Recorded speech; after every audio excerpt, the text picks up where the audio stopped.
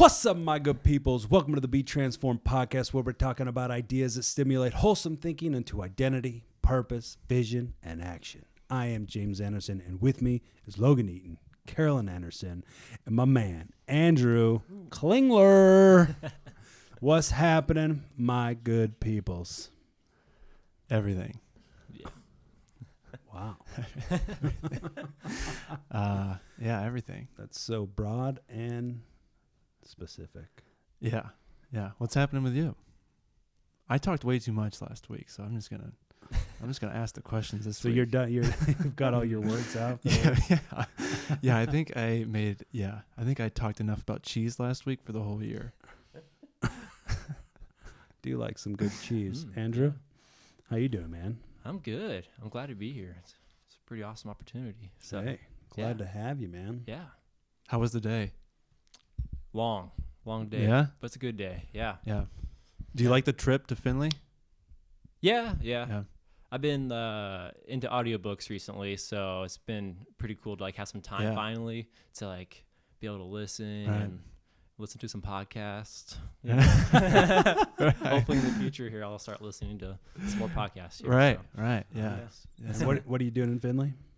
Right now, I am working at the cardiac rehab clinic there. So I work Monday through Thursday and get to work with patients who have had heart issues and also lung issues. So it's been really cool to meet a lot of interesting people and kind of learn from the elderly and see what life looks like, 60, 70 years from now. So hopefully. Yeah. See a transformation from kind of debilitated to rehabilitated. Yeah, habilitated. Yeah, seriously. Yeah, see a transformation process. So it's really cool. Yeah. I like it a lot. So nice. Yeah.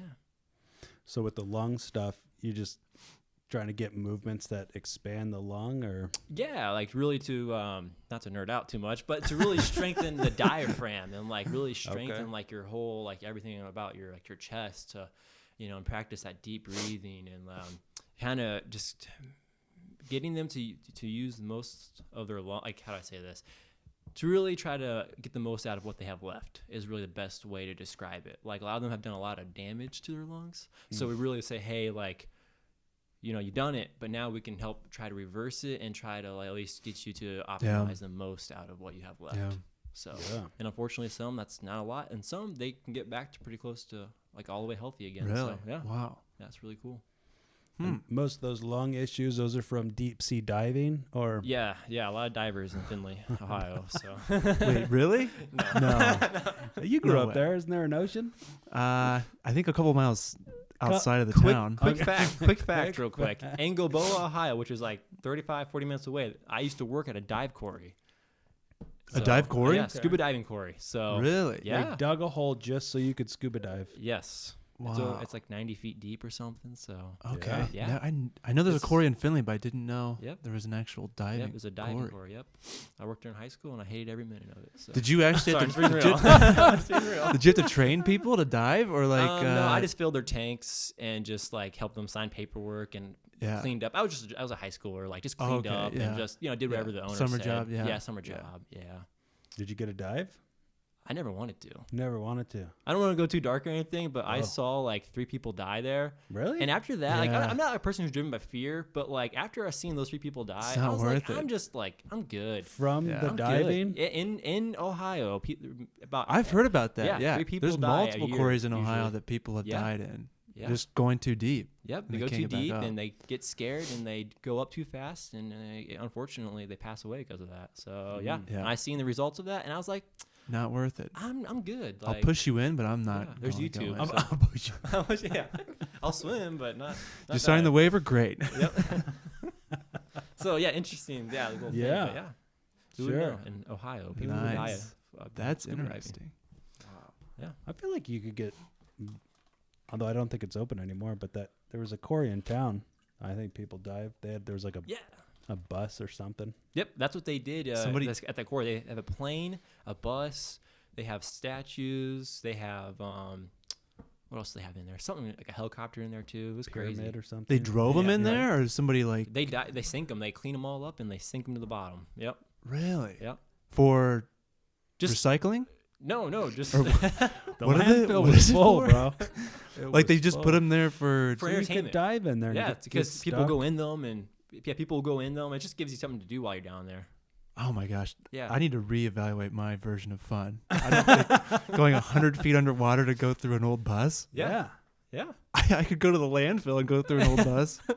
You Not could. not with the underwater and the scuba tank. And Yeah. You could Man. probably just put Not my- goggles on yeah. and Not my fill cup them of up tea. with water. Yeah. This is what you have to do in Ohio when there's not Yeah, actually God. like Ohio. wildlife down there to look at. So thought- you have to have something to see, Logan. I thought my version of fun was bad, but going to look at an old bus, thousands of feet underwater, yeah. Yep. a mile below the sea. Yeah. Thousands of feet. exaggerating. I don't know. You don't Hey, know. you listen, they're from around the world, so they come here from around the world. So Wow. yeah. Wow. Yeah. I'm gonna start another Only business. when they get lost. Oh, when you Sinking start. stuff. I'm just gonna sink stuff in water and have people come look at it. Okay. But that's not actually the cause of all of your patients is just diving. No. No. Nope. Eating bad and Oh, not yeah. working out and smoking. I was gonna say smoking. smoking yeah. and stuff like that. That's usually the biggest causes. So, Yeah. Yep. Hmm. So yeah. You're safe to dive, at least usually. Yeah, I'm not gonna do it. Just don't eat anymore. Yeah. Just yeah. That's always the best answer.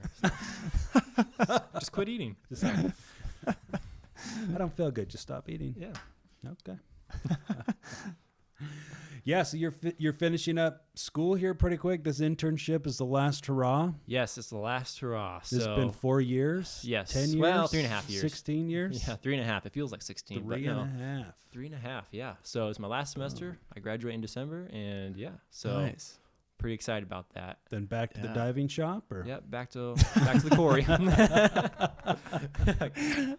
It's fun while it lasted. But no, yeah. So I really don't know what's in the future, but yeah, I'm pretty excited to see where God leads me and pursue what I like to do. So I think cardiac rehab is definitely a field I'm interested in. Yeah. Definitely something to do with like exercise probably is Sure. in the future. So yeah. yeah, So what's the degree? my degree is exercise science or kinesiology. So yeah, so it definitely fits right along with what I want to Yeah. do. So Yeah. yeah. Boom. Mhm. Shakalakis. So you plan on sticking around, or are you kind of Yeah. trying not to? You know what? I've kind of now. I don't want to say I've quit making plans because obviously that's not only as wise, but I've also learned that like I'll keep making plans and I'll keep walking forward. But that's the main thing. I'll just keep walking forward. I'm not gonna in the past, I've definitely struggled with like trying to make plans and then not working out and being like, well, what the heck, So instead of having Yeah. that attitude, just being like, okay, God, I need you, but I need you, but I'm gonna also walk in faith and just keep walking forward. And I know that He'll open the doors that Right. He wants me to go through, and He'll shut the doors that Right. aren't supposed to be open. So that's how I kind of Yeah. view it. So at least, Yeah. yeah. Boom. So like if you stay, you stay. If you go, you go. Yeah, kinda seriously, yeah. mentality, BG, I love BG. Sure. I feel like anywhere you can go, you Right. can make a difference anywhere. Right. It doesn't matter where you are. So, Yeah. but yeah, Sweet. So what's the process? I mean, are you looking for like job openings, or? yeah, absolutely. Yeah, I'm looking for job openings. That world is such a small world. So my coworkers have been there for like 28 years, and none of them Really? left. Yeah. The exercise science world? Yeah. Well, Really? no, the cardiac rehab world. Oh, Sorry, okay, The cardiac gotcha, rehab. okay. Exercise science world is a very broad That's what I world. was gonna think. Yeah. You can do. There's all kinds of stuff you Mhm. can do, which is really cool. But it's almost so much again that it kind of hinders you because it's Yeah. like, oh my gosh, what do I do? Really? So, Yeah. so you gotta kind of pick an avenue. Like that's what I'm doing right now. I picked the cardiac rehab avenue and walk with that till no more. And So, now that's more of a smaller window. the yeah, cardiac- that's a very small Okay. window. Yeah. Gotcha. So Interesting. but yeah. Yeah. So, did you got into the military right out of high school? Yeah, I joined actually when I was 17. I had my parents sign a waiver for me to join. Did you Wow. finish high school? I did. Yeah. I finished high school. So really, I was like, okay, I want to be signed in, locked in. I want to get the job I want. And for that to happen, there was an opening that a job came down from the Air Force, and they said, hey, if you want this job, you got to sign now, which looking back is like whatever, but still, I was like, okay, to get you in. yeah, like get me in, it's like recruiting, but it was good. I think like looking back, it was, I had a very good process getting into the military. A lot of people have awful experiences. I had a great experience. I still talk to my recruiter even to this day. I don't hate him at all. I like him. So a lot of guys despise their recruiters. So, Really? Yeah, just because sometimes they, if your job is to get people in the door, you'll sell out sometimes. So Sure. that's not everybody. I'm not trying to bash on everybody, but some people, the temptation is there. So he was truthful. He was very truthful. So anyways, with that though, I was like, Mom and Dad, like I want to sign, like I want to join now. So they had to sign a waiver for me to like start doing everything. So I was 17 technically when I joined. Wow. I couldn't leave till I was 18. But as soon as I turned 18, pretty much like right after I turned 18, for the most part, I left. So, yeah. What was your mindset going into that? Like you're leaving home. Where did you report to first? Yeah. So the process is like pretty simple. Like I came out of Lima, Ohio. Okay. That's where I signed, and literally it was kind of weird. It's almost simple. It's almost like too simple. It was almost like, wait, what? Like that's it? Yeah, because it was literally like you go to the recruiter's office, you sign paperwork, you go take a physical. And next thing you know, like you sign, you get a job, like, and then you find yourself like, hey, show up at an airport at this time. Here's your tickets. You're gonna fly down to San Antonio, Texas. Wow. And there's gonna be a place for you to go, and they tell you where to go, and you walk there, and you don't even see anybody in the Air Force or the military. You see nobody. It's all on you to get there. And that was like the first time I flew and everything when I was 18. Yeah. Yeah. And I was like, oh, I'm going like the first time I flew, I was going to San Antonio, Texas. And I was all by myself, and you can't be late, obviously. Right. So because they're gonna be like, hey, where you at? Yeah. And they'll find you. So anyways, so you get to the airport and you wait around till everybody gets there, because like you start seeing all these people like with all like, oh, are you joining the military? Like, oh yeah, I'm going to the Air Force. Oh, I'm going to the Air Force. So it's that strange. And then so you're all in this area, and then eventually a drill sergeant shows up, and he's like, oh, you guys are going to the Air Force? Like, check in with me. And then he gets you all in a line, and then you walk out to a bus, and that's when it's game over. But anyway, you lose. That's when your life changes. As you know your life, it completely changes. So put you on a bus, they send you to the base, they get you in processed, and then that's when it all craziness starts. So down to business right away. Down to business right away. Yeah. Wow. Yep. So, So it was 8.5 week boot camp. And yeah, was that pretty rigorous? Yeah, the Air Force is everyone jokes about the Air Force being like the chair force, and it's all like, oh, like, and I wish it was more physical, because it was honestly more mental. Like every day it was just like just testing after test, like paper tests, mental tests, challenges. Like they really weren't concerned about if you're like gonna be able to like be a soldier. Like, you're an airman, you're there to like be a technical person. Sure. Like you're there to be like work on things, and like it's not about if you can kick down a door. It's about like can you work on a aircraft? Can you problem solve really fast? Can you problem solve? Yeah. So it's just a big every day's like a brain challenge. So interesting. Yep. So that's why I thought it was way more physical. Not at all. Sure. Yeah. Huh. What was a job you wanted to get into? So I, what they call a sensor operator. So my first job I had 2 jobs in the Air Force.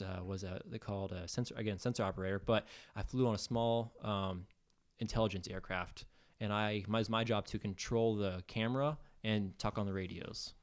And it was a really cool job. And that's why I signed early, because I knew the opportunity to be to fly. And I wasn't a pilot, but I was a part of a crew that flew. I knew that was a very special thing as an enlisted person, because a lot of people have to do a lot of, like, they have to go to school first, they have to become a pilot to fly normally. Just to get in the air. Just to get in the air. Yeah. So I recognized, and I always wanted to fly too. I didn't want to be a pilot, but I knew I wanted to fly. So, so that's why I did that. So anyways, that's my first job. Interestingly, I was able to do that. I had like 180 hours doing that job, which doesn't sound like much, but when you fly, that's not a ton at all. But at the same time, it's more than like nothing. That job actually got shut down while I was still in training, though. So like I was never able to deploy down range to go do it, but I was able to do it in America, just not like overseas or anything. Yeah. So that was kind of a bummer when I first had, because I was so, like, my identity was like wrapped up in that for sure. Because I was like, oh, I'm a flyer. I'm like all cool, and all this kind of all stupid stuff. But anyways, but it was really cool. It was like it was special. I have a lot of good memories of doing it. But then when it shut down, I was like, what the heck? And they were even threatening to kick everyone out of the Air Force. Sorry, everyone out of who was doing that job in the Air Force. Sorry, they were like, because it was during a time where there wasn't a lot of money for the military. So they were like, what we're going to do with all these people looking at us, but we don't have jobs for them. In the military, they don't care about that kind of stuff. So they're like, it sounds bad, but that's just how they operate. Right. It's not made. The military is not made to care about people because it's just not that wouldn't be work. That wouldn't work in wartime. So, anyways, transfer. Looking back, I'm very thankful that happened though, because again, that happened while I was still in training, because that let me. But the fact that I was still in training said, hey, this guy is still young and he's still like malleable and like he can be used. Oh yeah. And a lot of the older guys, unfortunately, were kicked out because there was just no room for them. So anyways, so I was able to get my second job, which I did electrical engineering. So really, yeah, wow, yeah. So at first I was super mad because I don't work with. I'm not really like electrical type of guy or like an engineer type of guy. Yeah. And so I was like, God, what the heck? And then on top of that, I found out he was sending me to Las Vegas. And at the time, I'll also backtrack real quick. I was stationed in Texas, California, and Nevada in Las Vegas. Oh wow, okay. That was my where I was sent to. And I was so mad. I was like, I don't want to go to Las Vegas. Are you kidding me? Yeah. So you were in California at the time? Yep. I was in Northern California, near Sacramento. So, and I loved it there. Yeah. And, so he took me away from that and sent me to Las Vegas. And at the time I had a really bad view of Las Vegas, like kind of obviously why, you know? And I was like, oh man, I'm like a young man. I don't want to deal with all this temptation. I don't want to deal with all this. I just want to I had a good church in California. I was in community. I was like, I don't want to leave. I don't want to go to this sin city where there's no church. There's nothing there. I'm going to be just desolate and alone, that was a huge lie. But, so anyways, that was a huge lie. So, so through that though, I would move back to Las Vegas in a heartbeat because of how awesome, God is working there and how transparent, something that's really stuck out to me there is if you are going to church out there, it is not the norm. Like in the Midwest, a lot of people go to church. A lot of people just kind of go. Mm-hmm. There, you have to choose to go to church. You don't just go to church out there. That's just you don't just do that. So it was so cool to see once people got going and were saved, they were on fire and they really were hungry. And that was super cool to work with because it's everybody there was motivated to you volunteer and I don't know the mission was clear, if that makes sense. To build the kingdom, it was just clear there. Whereas I feel like sometimes in the Midwest that gets a little lost. Just more emotions, going through the motions. Yeah, going through the motions. Our grandma went, so we go. Mm-hmm. Stuff like that. There, it's my grandma never went. Heck, my grandma's doing drugs right now. So so anyways, so yeah, just to be real. So sure. Yeah. So then I got out of the military. I did 4 years, and I tried to go to UNLV, but the doors just weren't opening. I just tried, they weren't working with me. They were like, hey, do this and that. And just really slow. I had a limited amount of time because I was getting out. Yeah. And so I wanted to stay out there, but nothing was working. So it's kind of referencing what I said prior, God will close the doors. And he was closing that door. And I didn't like that, but it was that. So, but it was crazy because I called BG up and I found out that they were the top, they were in the top 25 in the nation for vets. Okay. Yeah, and they still are. They're still in the top 25. And I literally called them up. They're like, oh, yeah, do this, and that. And then, literally a week later, I was signed up for classes. I was enrolled. Wow. And I was all good to go. And I was still in Vegas. And it was just that simple. God just doom, doom, doom, done. Yeah. And I was like, oh, well, guess I'm going to bowling. So, because I knew I wanted to go to college. That's why I joined the military primarily, though.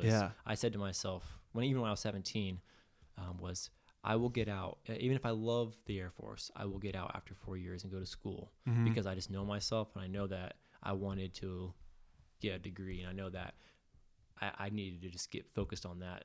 Yeah. So That's Yeah. interesting. Yeah, Yeah. at that young of age. I don't know you're why like, that was just in my mind. yeah. Like, it was just like, I will get out. Even though I love the Air Force, and I want to Right. be the rest of my life, I will get out and go to school. Sure. Yeah. Interesting. Yeah. So that's that. Yeah. So now I'm a senior at BG and next transition phase. So, Yeah. but yeah. Yeah. You ever cultivate some ideas of, I don't know, how you can kind of use this like creatively in terms of, I don't know, even like entrepreneurially, where you can kind of start some various things or. Yeah. Like, you mean like this exercise? Yeah. Yeah, absolutely. So, without going too much into detail, I've really thought about my experience at the cardiac rehab is opening up a clinic, not necessarily for like young people they could go, but like for elderly, but like have like a clinic for like elderly people, like and not a rehab clinic, but like where they can like be monitored closely, and yet like not like be part of the medical system, and like to have like something like that, if that makes sense. Yeah. So a gym for the elderly. Like a community place A community to go. place. I know they have community centers here, and I know that that's not, there's places like that, but there's really, out of the research I've done, there's not a whole lot of places that are disconnected from a big medical system, because the problem is what happens is when you want to do stuff with like the hospital, it's all through like your health insurance. And so like I want to be able to like, hey, like, can you afford like, what can you afford? Let's have a price ranges Right. and like Right. like stuff like that. I haven't really thought about it too much, but that's something that's popped in my head is like, hey, like how can we help the elderly? And like, cause I feel like we don't respect our elders very much anymore. And Sure, like, especially when we, they're on like the road. society as a whole Yeah. kind of forgets about them. So how can we like help people out in like that kind of situation? So something like that. I don't know. That's kind of Love crossed my mind. Yeah. Yeah. Yeah. Yeah. Yeah, I was thinking about you earlier, and I was just thinking about that concept of how, I mean, so you had this idea, right? I'm going to get into the military, and the military is going to pay for college. Yes. And then it's like, here's this plan of like, here's what I'm doing. Yep. But then sometimes you can get caught up in the, okay, well, now I'm just looking for a job instead of here's this thing that's inside of me. Yeah. How can I cultivate that and turn that into something? Mm-hmm. And it's just kind of like that seemed like that was a little more in line with kind of what your track. Yeah, it's funny that you say that, though. You talked about entrepreneurship because I had a really good discussion about with a lot of other veterans about how a lot of us really do think like that, though. And like, there's still to this day where like it's weird because we're under such a strict order, but yeah, a lot of us want to be free and like don't want to be a part of a big system anymore. Like we want to like be our own. Yeah. And like we know we have what it takes because like it's scary, but at the same time, like you realize that like it is all right. Being part of a big organization shows you that like how you can avoid some of the downfalls and like how you can use some of those experiences to like be confident. And at the end of the day, it still takes faith to be an entrepreneur, but like you can take your veteran experiences and like transform that and like push forward with that. So Sure. yeah.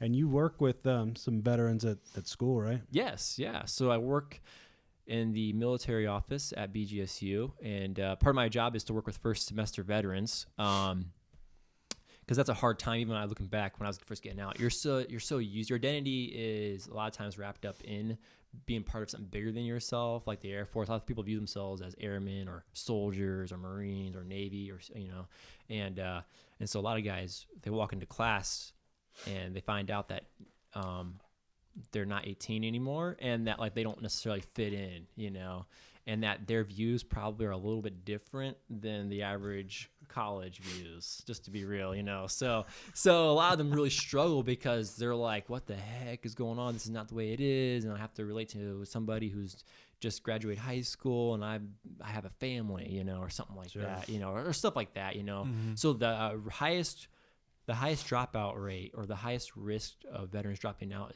takes place during the first semester. And so that's our main focus really, is working with first semester veterans and making sure that they stay like encouraged and that they can push. Because once they get past that first semester, the statistics is crazy high that they'll graduate. because the goal is that they'll start learning and like gain perspective, and they're like, oh wait, like it's not about me fitting in, and it's not about me like doing this or that. It's about me going to class and getting done what I need to get done, and like who cares about. But it takes a while to learn that though. Sure. So, New environment. yeah, new environment. Yep. A little uncomfortable. Yep. So Yeah. Yeah, that's awesome, man. Yeah. Love it. Yeah. Love it. Love it.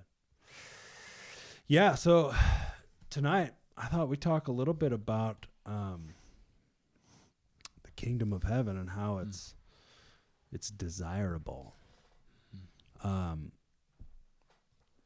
Matthew 13, Jesus talks about the kingdom of heaven, and he says, the kingdom of heaven is like a man who was working in a field, and he uncovered this treasure. And so he buried it again, and in his joy, he went and sold all he had, and he bought that field. He said again, the kingdom of heaven is like a merchant, right? This business guy he's looking, he's searching, seeking for these pearls of great value. And once he found one, he went away, sold all he had, came back, and bought it. I was just thinking about this idea about how sexy the kingdom is, right? Like, I mean, it's like, if you just look at those two pictures, they're both equated to value, right? One's buried treasure and one's pearls, right? Both are very, right? I don't know what that treasure was, but anyways, both are very valuable in the monetary sense, and it's just interesting, the picture, right? Because both went away. What they found was worth more than what they had, but by trading what they had, they could obtain what is kind of like there is no end to the value. Yeah, what do you guys think about that? About how in those kind of pictures, right, that the kingdom of heaven is like, no, that's legit. Once you see it, you're like, whoa, get whatever I got, let me have it. Mm-hmm. You guys think about that?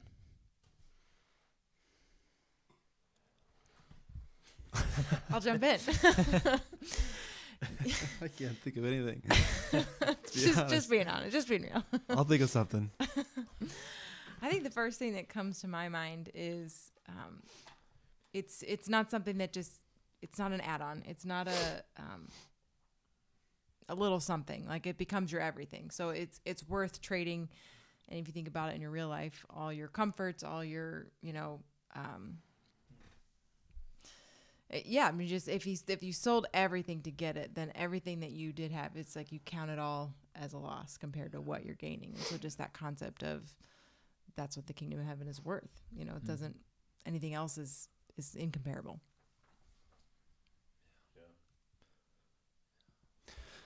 Go ahead, Andrew. You gonna say something? No. Okay, I'll say something.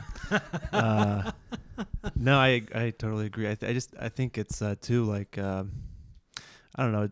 It's almost like having just this perspective like of like I don't know, if everything was gone, like what would you still like I don't know, what would you give like the story is like, what would you give everything for? And sometimes it's like it's easy to be like I just think when you put your faith into something, like you truly put your faith into something, and you truly believe something, and like Jesus Christ is your God, and there's nothing then that's going to be like I don't know if that's worth it or not. I guess what I'm trying to say is like, what would you sell out for? Everything? Or if everything was gone, what would you I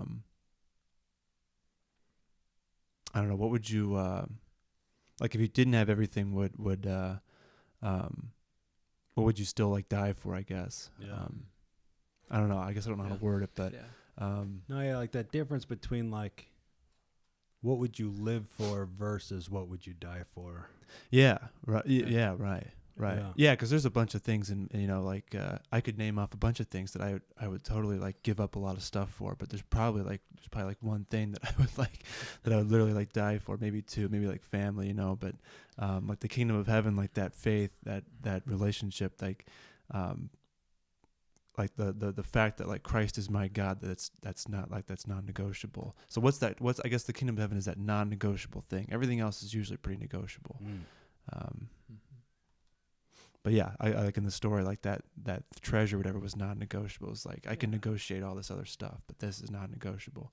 Yeah. So I guess that's what I thought. Yeah.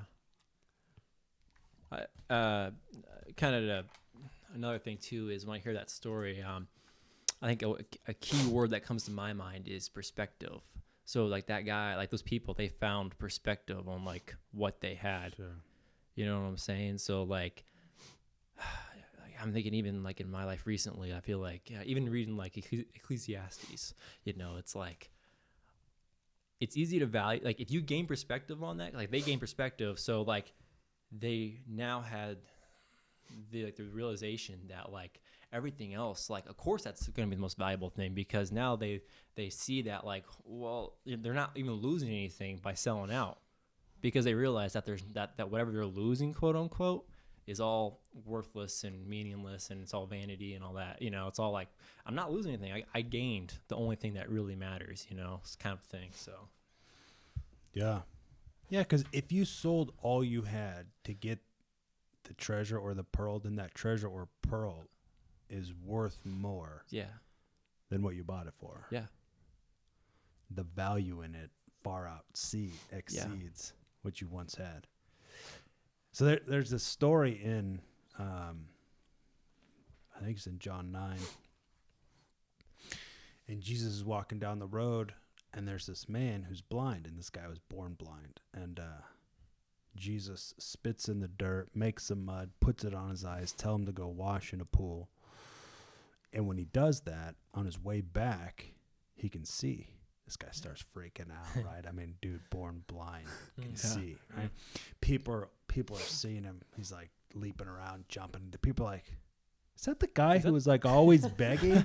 It's like, you know, somebody else like, nah, that guy just looks like him. And he's like, no, that was me. And these guys end up taking him to the Pharisees. And this just so happened to be on a Sabbath.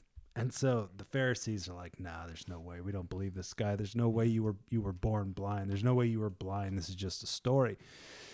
And, you know, so they have him come in, and he kind of gives a spiel, and they still didn't believe him, right? Because they're like, there's no way Jesus is from God because he's working on a Sabbath, right? They just cannot get beyond like these rules. And so they end up calling his parents in, and they're like, is this your son? So yeah, was he born blind? Yes. How can he see? I don't know. Right. They're freaked out because the Pharisees had kind of given, I don't know, kind of a warning or threat, really. It's like anybody who kind of, believes in Jesus will be kicked out of the synagogue. So they were scared. So they were like, well, you know, he's our son. He was blind. He's not blind now. We don't know, but he's of age. So you ask him, right? They're just kind of like scared of these religious leaders. And it's interesting. So then they call this guy back in. Hilarious, man. They start, again, they're just asking him the same questions. Like, who is this guy? How did he do it? He's like, why? I already told you. He's like, why do you want to hear it again? He's like, do you want to be his disciple too? It's like, and so at that point they freak out, you know, curse him and whatever. And, they're like, you know, we believe in Moses and this and that. And this guy, he's just like, he's like, well, let's see if I think I got it here. Yeah. He says, he's like, well, now that's remarkable. It says, you don't know where he comes from, yet he opened my eyes. We know that God does not listen to sinners. He listens to the godly person who does his will. Nobody has ever heard of opening the eyes of a man born blind. If this man were not from God, he could do nothing. I was just thinking about this idea, right, of like standing before these religious leaders who are kind of opposing him, right? And there's such opposition. His parents are scared and timid because they don't want to get kicked out. So they're just like, whatever, bro, you got yourself into this, you get yourself out, right? But I was thinking about this idea of this opposition where this guy's not scared because he's more like annoyed. He's like, you guys are freaking morons. He's like, how is it possible that this guy could heal me if he weren't from God? And, you know, it wasn't a matter of being scared at some point. It's just a matter of being super like dumbfounded. It's like, he's like, now that's remarkable, right? Sarcasm. So anyways, after that, they throw him out. And Jesus finds him after that.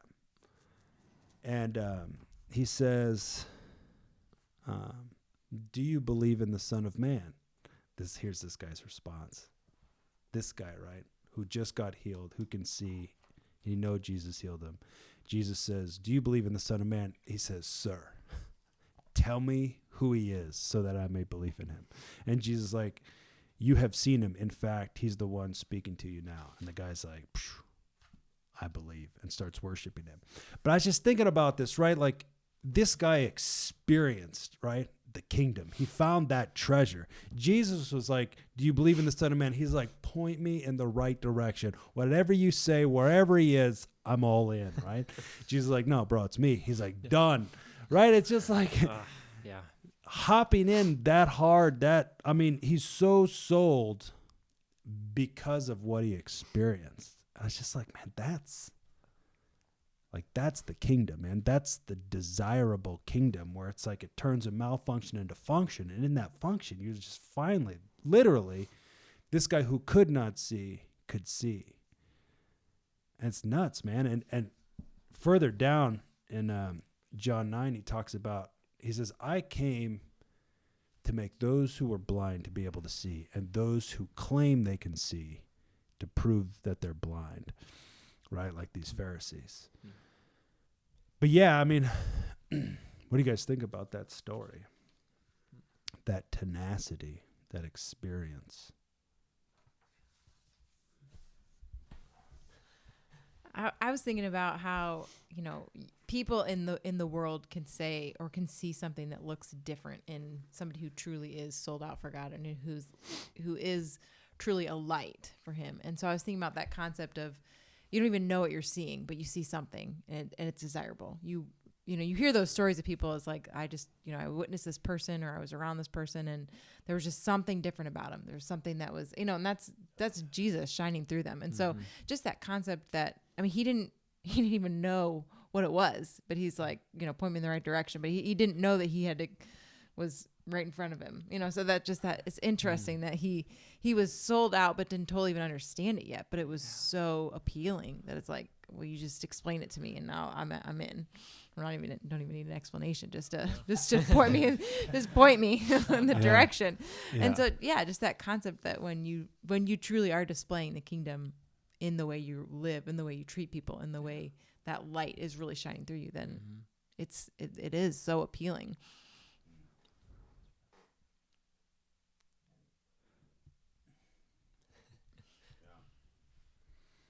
What do you guys think? Got one? Yeah, totally. Totally, not so much. Everything that Curlin just said. Verbatim. just rewind. I just want to reiterate. Just rewind that. Yeah.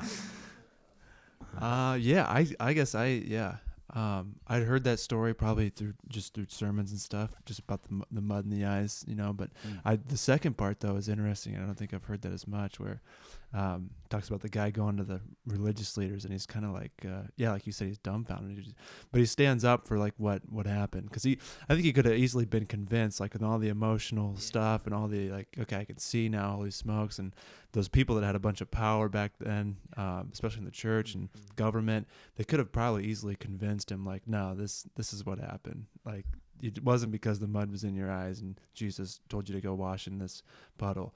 It was, it was this, or it was because of this. And it could have easily been, especially like if you think about going to like people in power and politics and government, it could be easy to get caught up in like, okay, I'm in the presence of somebody who's got a lot of power. Yeah. Especially after a personal, emotional, heavy experience, and just be caught up in all this stuff and just been convinced otherwise. But he was pretty firm and he was clear and he was stern. And it's like, no, this is what happened. And then because then they couldn't give an answer for him. So he's like, I need to know. Yeah, the answer became the most important thing to him. Like, why did this happen, and how do I hold on to this? And yeah, so just interesting, really interesting. Yeah. Yeah.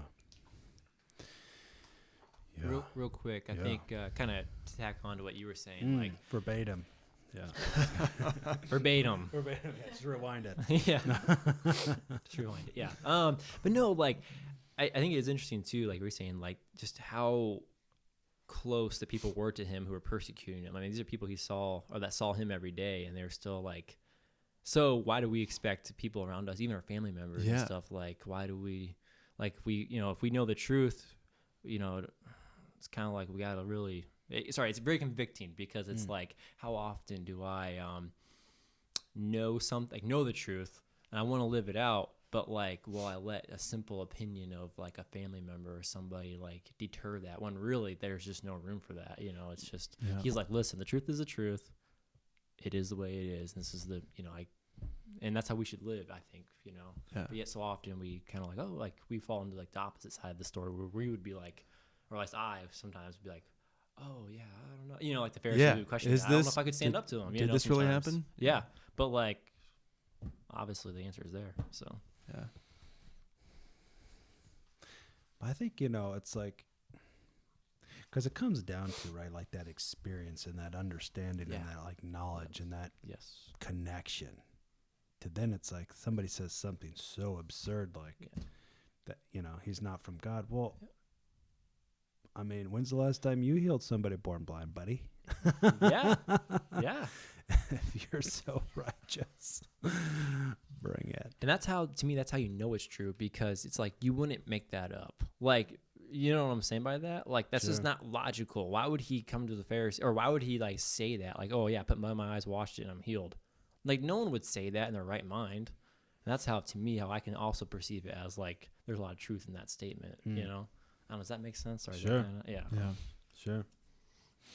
Yeah. Yeah. So just even kind of in the same lines of that treasure, right? Being so valuable that you would trade it all because its worth is greater than what you could buy it for ish, right? Like, this metaphorically speaking. But I was thinking about in John 7, Jesus talks about, let anyone who's thirsty come to me and drink. Whoever believes in me, as scriptures had said, rivers of living water will flow from within them. And I was just thinking about this idea of the river, right? And he's talking about the Holy Spirit. And this idea of the river. Because this idea of the river, man, it's better than sometimes what people talk about. Sometimes, people talk about, well, I gotta get filled up so I can get poured out. And it's just like, if you got to get filled up, that means you didn't have anything. And if you got to get poured out, that means you end up with nothing. So it's just like, there's a different picture in the Bible, and it's this river, right? That's sourced from in you. And I was thinking about this river, and we were talking about this, but, if you've ever seen like some of that extreme kayaking, like Red Bull does some like kayaking, and you get these guys, man, kayaking in these little tiny boats. They got the skirts on, right? Where it's like, it's called a skirt, but it's like, I don't know. It's this thing that hooks onto the boat and hooks onto your waist. Anyways, and they're like just this tiny little, and some of these rivers, man, they're just like this little speck in just this monster of like flow of water raging down the mountain. And it is just nuts. I mean, these guys are going down like 60-foot waterfalls, like ridiculous. Jeez. But anyways, but it's like you in some of these rivers, right? Especially you're talking about in the mountains, right? You get in the springtime, you get all the snow melt from the mountains, and then you get the rainfall, and everything's getting funneled into this river. Well, this river, right? It seemingly has like no end to water volume, and it's just has so much force and momentum that it's just like there's nothing you could do to stop it. I mean, if you're in it, you better know how to paddle. Otherwise, it's so strong. There's nothing, right? You know what I'm talking about? Yeah. There's just like if you've ever been in like in an ocean or something, the waves are gnarly. It's just like there's nothing you can do like stop it. And I was just thinking about this concept of the river, right? Like it's sourced on the inside, like meaning it has no end. It talks about like the springs of living water that well up or bubble up to eternity, right? Like talk about like a well where there'd be like a body of water underneath the earth that you drill down to, and there's so much pressure that then it springs up, and it doesn't stop, right? There is no getting filled up to getting poured out. There's only the flow. And I was just thinking about this idea of how it's like in the kingdom, it's not so much of like this fear of I'm going to give, but if I give too much, I'm going to burn out, or I'm going to get tired, or I'm going to give so much that I have nothing left. There's just kind of like always this kind of like there like a limitation or a restriction, or there's another word I'm looking for, but shortage. Like there's a shortage, right, to the amount of love you could express. There's there's this false idea that there's a shortage of You have like a finite amount. Yeah. In like your ability to forgive, or your ability to love, your ability to produce new ideas, come up with new solutions. There's no shortage to your ability to get up after you fall down, to stand up and throw down. There's no shortage to what you can do. And it's like, in fact, it's the more you let that river flow from you, the more output of flow can come through you. Like if you picture like a garden hose, right, it being like, let's just call it 3/4 of an inch of a hole. The more you let the water come out, in this instance, the bigger your hole gets. So the more and more you use it, the diameter of your hose grows to 1 inch, to 2 inch, to 3 inch, to 4 inch, right? Where, you become like a fire hydrant. Like the more that comes out, the more you use it, the greater your capacity. The more you give, the more you increase your ability to give. There is no shortage in this river that is sourced from the inside that wells up to eternity, which by nature means it has no end and it has no beginning. It just is and will never stop. And it's just like, I don't know, man, that's the thing in the kingdom that's like sexy. That's the thing that has so much more than maybe you once had.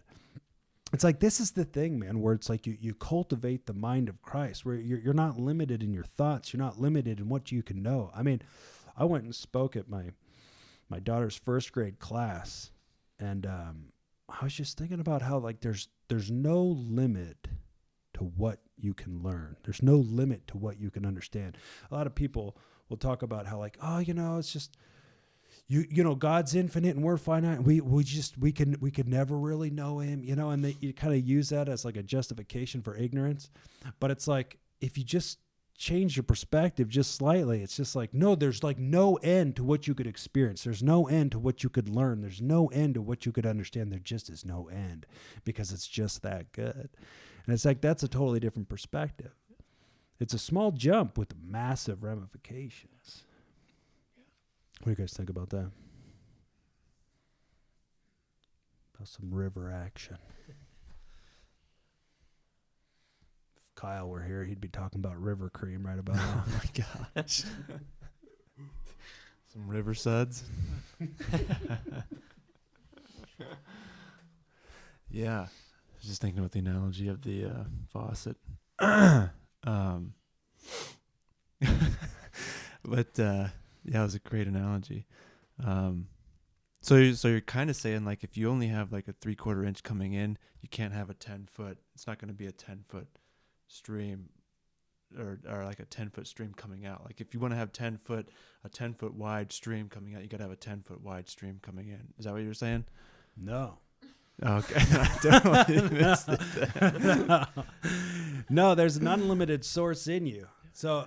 Okay. So sure. the more you let it flow, the bigger outflow you have. So the more you let it well up and Oh, come okay, out, the okay. more you use it, So there's the a- bigger your capacity to unleash it. There's enough for as wide as you want it to be. Yeah. But if you only allow it to go through a 3/4 inch, that's all it's going to go.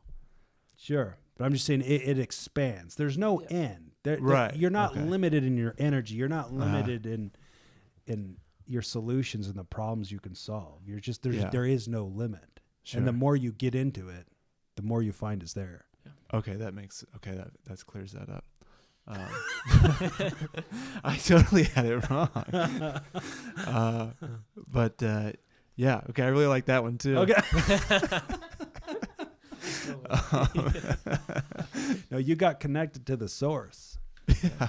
Yeah. I think I just Well, after being completely wrong, I'm just gonna try to think about something Just to go try with again. that. Just try again. Well- There's no limit to tries here. Right. Yeah. How much time do we have? A couple hours. Okay. Yeah, I think I used to live in like the state of lack, like the state of I need to ask for. If I want something, I need to ask for more of it.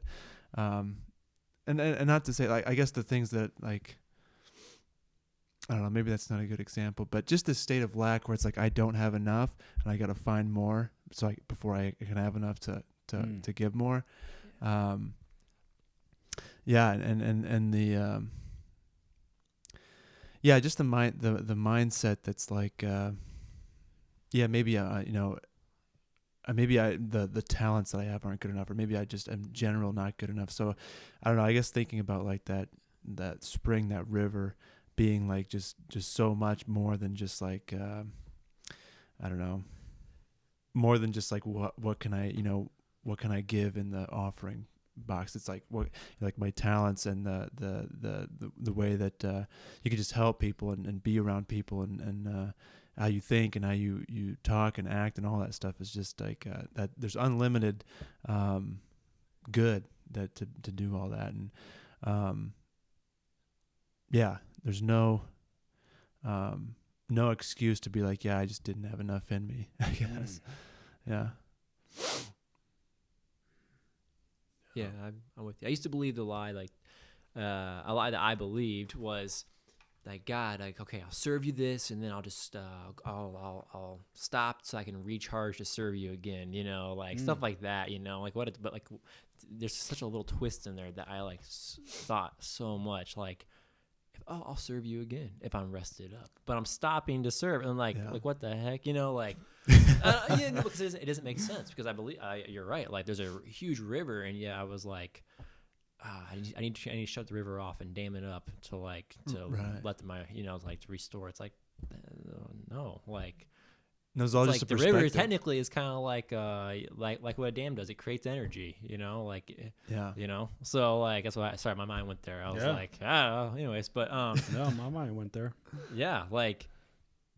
Yeah, and so like you just got to realize what's going on, and once you, again, what you said, have perspective and everything on that, it's like, oh my gosh, like no, keep going, and if you trust in Him and have the faith, He'll provide for you. If you're concerned about, also for me too, it was like, well, I have to go to work, or I have to do this or that, or I have to like, clean or do something, and like there's times for that kind of stuff in life, like to do everyday life, but like again, like no, I don't have time not to do it, because that stuff's all, whatever, but like with the river flowing, you're good to go. He'll take care of you. And so, sorry, I don't know how to word that. No, you can't, like, there's external things that like people will justify, restrict that, but it's like everything is in your control to determine how much output. I think if I'm getting that right, there's everything's in your control to determine how much output there is. There's nothing that's out of your control that will restrict that, like your external environment. I get you on that. Like, sorry, like there's nothing big enough to you determine how much you want to give out. Yeah, like to restrain you on that. Because if you truly are walking and building the kingdom, what in the world could stop that river flowing? Like, kind of a thing. Yeah, that's exactly what I was saying. Yeah, that's beautiful. Yeah, well, it's the idea, where, I think we talked about this a little bit last week, but like capacity, right? People think, okay, well, I'm at capacity. Yeah. And it's like, some of that just has to do with like the way we think and kind of getting real involved in our emotions, the negativity, and then we create these perspectives and these conclusions that kind of where we think we're limited, but we're not. Yeah.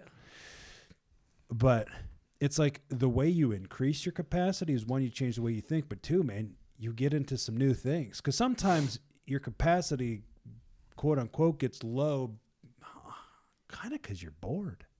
You're dealing with the same problems. What you need is some new freaking problems. That's what you need, right? Mm-hmm. Some new, well, because look, you get sucked into a pattern, all of us, right? Yep. And when you keep doing the same things, you keep getting the same results. So when you notice that it's like you want these new results, but you keep getting the same old results, it's because you haven't done anything new. And so it's like when you get sucked into a pattern of just kind of doing the same thing and going through the emotions. I'm going to work. I'm taking care of my kids. We're going to bed. I'm trying to read. It's just like, oh my gosh, the motion in the ocean. Yeah. No, it's like you kind of lose sight of that vigor of what life is about, a purpose, right? There's a bigger meaning to just going to work, just raising your kids, doing this stuff. No, man, there's purpose. And that purpose is the deal. It's kind of like what you were talking about, even just like the mundane things like doing the dishes and doing this and that. It's just like, dude, look, we live on purpose. So everything we do, raising our kids, living in a house, and working with people, I mean, we do it on purpose. Like my life, it's like it's not sectioned out. People get into like these weird priorities. Okay, God's number one, and then it's my family, and then it's my work, and then it's church. And it's just like, I don't know why you would separate all that when it's like God's inside of me, and then everything I do, God's in me. So everything I do is on purpose, and it's in the kingdom, right? My family's in that. We work on purpose. These ideas, we try to bring it to reality. All those things are on purpose. It's all just part of life. It's not like this weird separation. Yeah. It's just a continual. Yeah, like why would we like have a time for the Spirit to flow? And then we stop the Spirit flow. Like, okay, time to go home, take care of the kids. So let's like, we start talking about like the Holy Spirit, like working in us. Like, why would we be like, okay, that's enough working, Holy Spirit. I'm gonna time card. Okay, I checked out. I served at church today, so my 2 hours is up. Like, the tithe is counted. Let's go home. Like it's so true though. Yeah. So. Yeah, for sure. Yeah, so probably on a closing thought, I had this. We're trying to get in. We had this idea, and we approached somebody about this idea, kind of creating some a program, and ended up talking to the people, and the people were like, "Man, this was like what you're talking about. This is like an answer to prayer," and and we essentially we kind of want to go with that. And I was just thinking about this concept as I was walking out the door, right? I mean, I had an idea, right? I saw something, and we've got this, we got this desire. We got to be transformed into something. We got to get into the world. We got to take action, and we got to bring our message to people, which involves us, essentially selling that idea and then doing it. And anyway, so we approached somebody, and somebody's like, "Bro, that's like an answer to prayer." And I was just thinking, right, this idea I had, right, which whatever, it's all wrapped up in purpose and in vision, but it's like this idea that was sitting inside of us, right, was literally the answer to somebody else's prayer. In the sense, like, these ideas that we think, man, like that flow from the power of this river and the Spirit, right, in the mind of Christ, these ideas that we think, it's like they're solutions to problems. But what's interesting is like these problems, like people literally have the problem that you have the solution for. Like there are people who are praying and crying out to God, be like, "I got this problem." And God's like, no, I got the solution. It's just wrapped up in you. Yeah. It's wrapped up in me. It's wrapped up, right? It's just like, people are waiting for us to arise and shine. People are waiting for us to tap into these ideas and these dreams and to realize them. Like the world is dying, waiting for us to show up. And I'm not saying people aren't showing up and we're not doing anything. I'm just saying like there's these ideas that we cultivate are literally the answer to somebody else's prayer. And it's like, you could be surprised at who you could find and run into who would need the solution that's like marinating inside of your guts. So to that end, man, let the river flow. This is in the article, right? It says the power of God in you, right? Like you don't want to use this thing sparingly. It's like you want to make every attempt to run this thing dry. The more you let the river flow, the more you increase your outflow. The more you give increases the volume you can give. The more you make demands on your potential and creativity, the greater your capacity. The more you use what you have, the more you have to use. There is no end to this river that is sourced inside of you because it is by nature eternal and therefore without end. So my good peoples, as long as it's called today, let that river flow. Until next time, peace. And go find an underwater bus.